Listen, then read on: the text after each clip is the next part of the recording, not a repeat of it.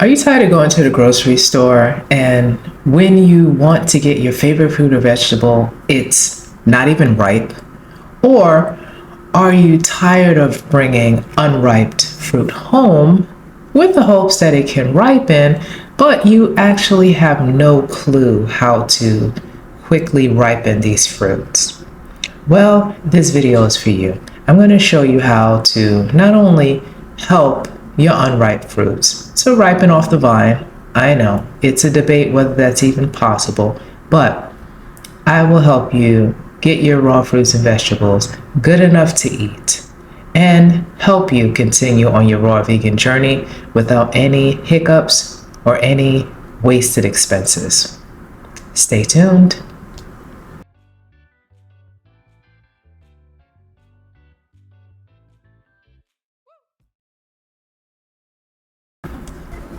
Hello everyone, this is Raw Vegan Food Diet, and I'm very grateful that you're joining me here for another important video. If this is your first time here, we talk about all things optimal health through the Raw Vegan Food Diet. If there's something that you're interested in, please hit the subscribe button. Also, like this video if you find it helpful, and share it with someone that you think this information can help. There are a few updates, and I just want to let you know that my Spread Shop store has opened. I'm so excited to share my designs with you.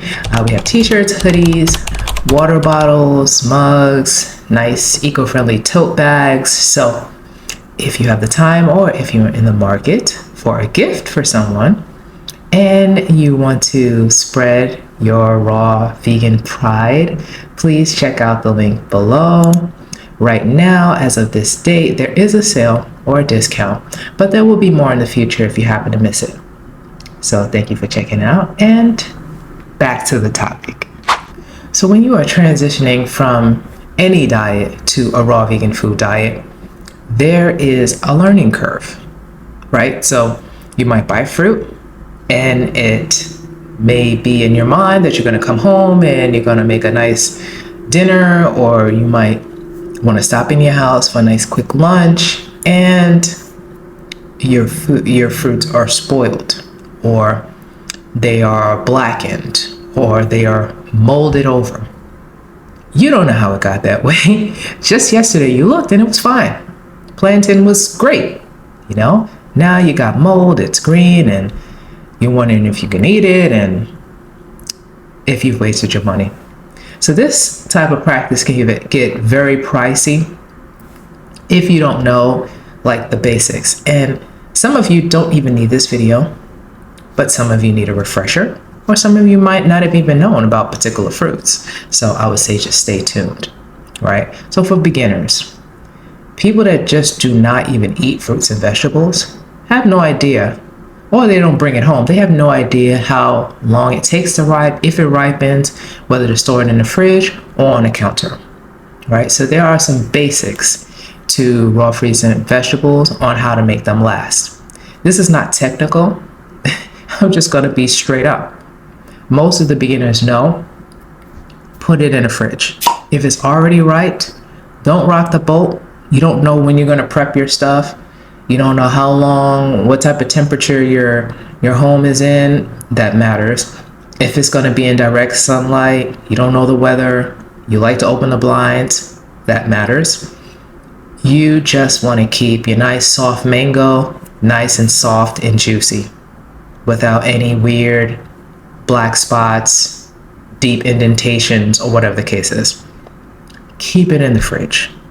That is the number one tip. Keep it in the fridge. Now, the more intellectual raw vegan would say, oh, well, we don't want to refrigerate everything. Room temperature is best. Maybe it's best nutrition-wise, or whatever the case is. I will use the fridge. I would even use the freezer. That is another tip. If you see something is super, super ripe, meaning it's soft, and if it's a fruit that's supposed to be orange and it's orange, it's in full bloom, that means it's ripe. If it's green, that means it's not ripe. Now, you could choose to chop it up, put it in a nice silicone Ziploc type bag or plastic bag if you prefer, and put it in the freezer. Drop it in a smoothie when you're ready for a smoothie. So there is no reason why you should waste any fruit, actually, if it's just about on its way to being a little overripe. Now, all of these things have all of these rates of aging have different amounts of nutrition and different types of nutrition. Like, say, a banana or a plantain, you'll see it go from green to yellow to black. I eat plantain raw. I call it raw when it's ripened at a black color stage.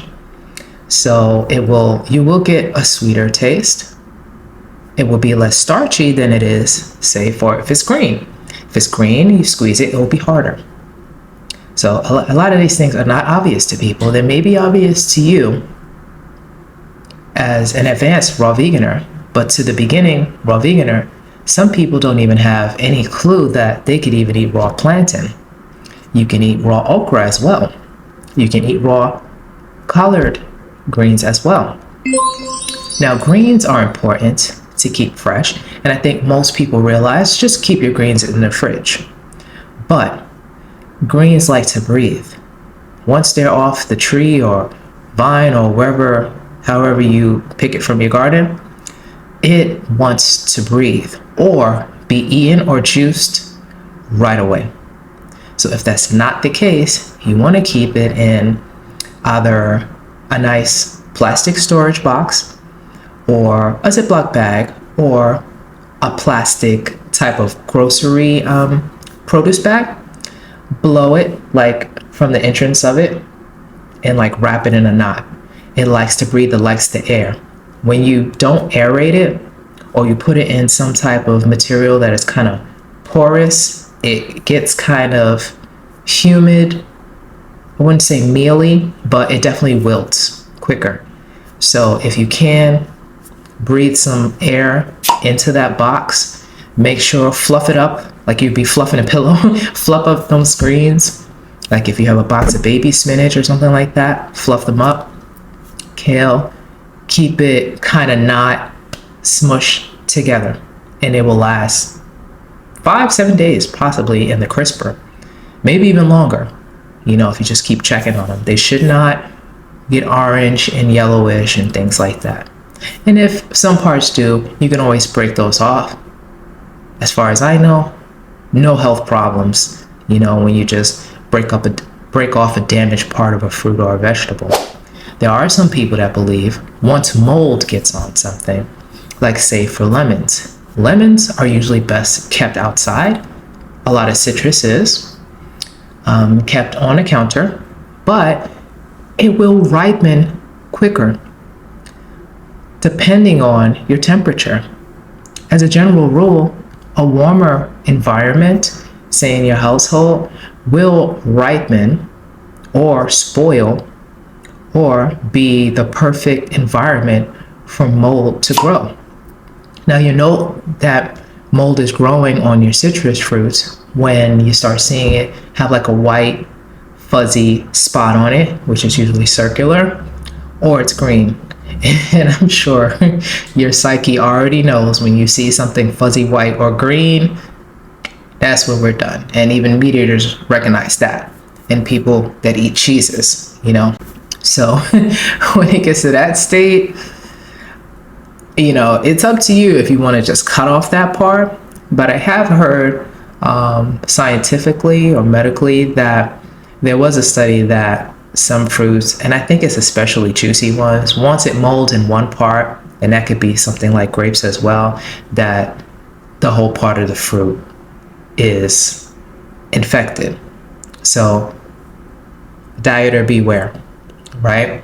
It's up to you. I've never gotten sick. I have cut off things. I've never gotten thrown up or anything like food poisoning or anything like that. But if you are sensitive to allergies or anything like that, you may want to just stay away from moldy fruit altogether.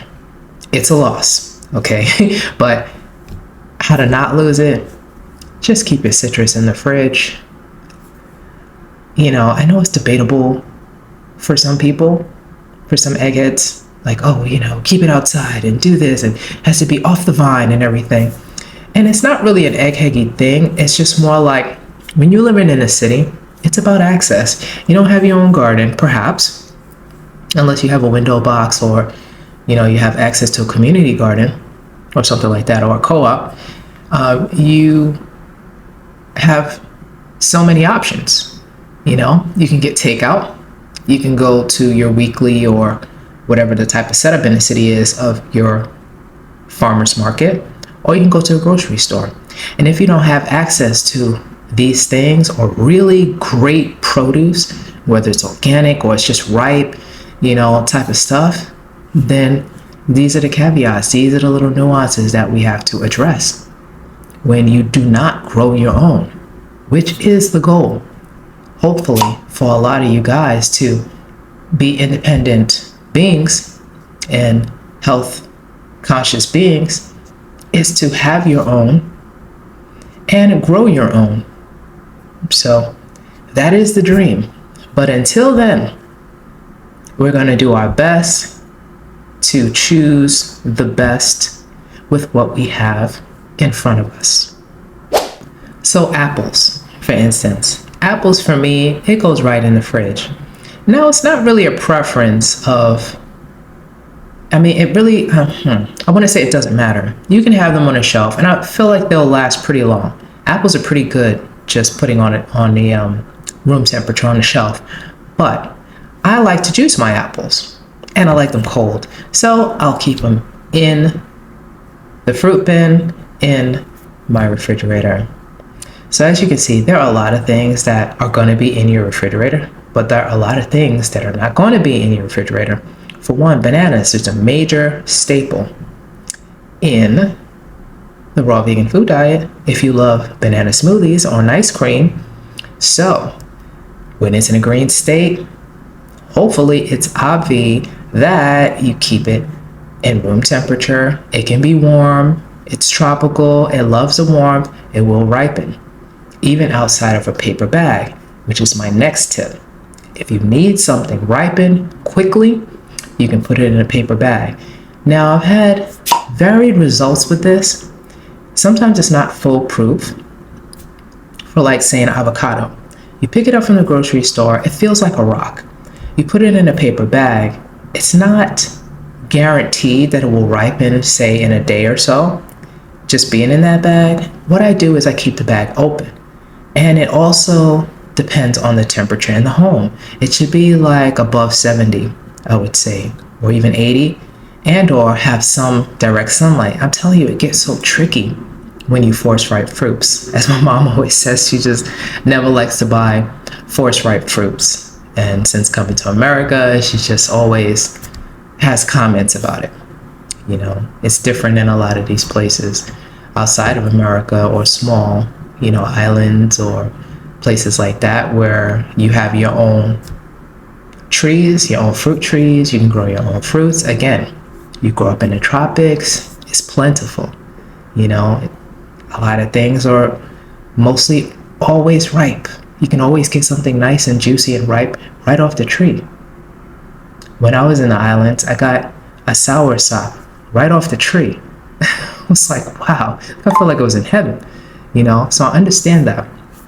But here we are in the city, maneuvering. And this is what you have to do. Basically, use that paper bag. Use it to your advantage. Now, if you close the paper bag and that works, great. So a little trial and error. Sometimes it works, depending on the temperature of your home or where you have that bag. 1 day or 2. Okay? You can do this for a cantaloupe as well, if it's hard. A honeydew. Sometimes just leaving something out, maybe 3 to 5 days, it will soften, right? Does it ripe? We don't know, right? Because the idea that some people tell us is that once a fruit leaves the tree, technically it can't ripen, right? When a fruit, for instance, naturally ripens on a tree, it falls off. That's what's said. I don't know, I didn't grow up in that type of environment, but it sounds right to me, right? Because I've seen trees where the fruits are just laying all around.